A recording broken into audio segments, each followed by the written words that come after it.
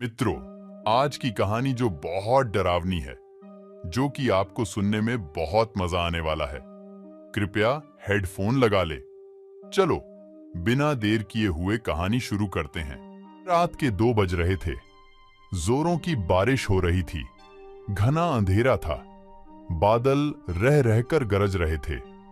थोड़ी थोड़ी देर पर बिजली चमकती तो आस-पास की चीजें दिखाई पड़ती थीं, अन्यथा हाथ को हाथ दिखना भी मुश्किल लग रहा था।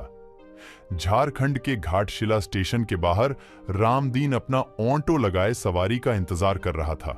इस मौसम में सवारी मिलने की उम्मीद कम थी, फिर भी हो सकता था कुछ देर बाद आने वाली ट्रेन से कोई सवारी आ जाए।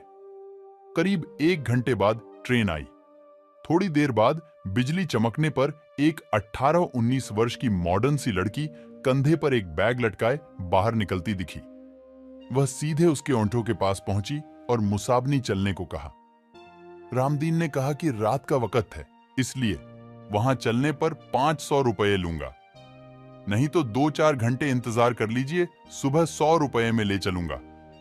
लड़की बोली, अभी 200 रुपये रखो, बाकी वहां पहुंचकर दूंगी, और ऑटो पर बैठ गई।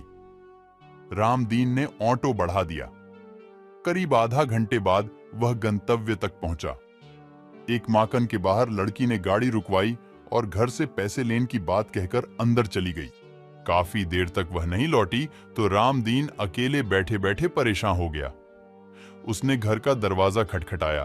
काफी देर बाद एक बूढ़े ने आंखें मलते हुए दरवाजा खोला। उसने पूछा, कौन हो तुम और इतनी रात को किस लिए आए हो? रामदीन बोला, जो में साहब थोड़ी देर पहले आई हैं, उन्होंने मेरा पूरा भाड़ा नहीं दिया है। बूढ़े ने आश्चर्य से उसकी ओर देखा। बोला, यहां तो कोई में साहब नहीं रहती, मैं अकेला रहता हूं। रामदीन की नजर एक फोटो पर पड़ी। उसने कहा, यही मेम साहब तो आई थी, उन्हें स्टेशन से लेकर आया हूं। बूढ़े ने उसे आश्चर्य से देखा, फिर बोला, इस लड़की को मरे 8 साल हो गए। देखो, फोटो पर माला डाला हुआ है, ये मेरी पोती थी। ये कैसे आ सकती है? रामदीन के होश उड़ गए। वह चुपचाप अपने ऑटो के पास पहुंचा। उसने देखा कि सीट पर 100-100 के 3 नोट रखे थे। उसने नोट जेब में रखा और वहां से बेतहाशा भागा। उस दिन से उसने रात में ऑटो चलाना छोड़ दिया।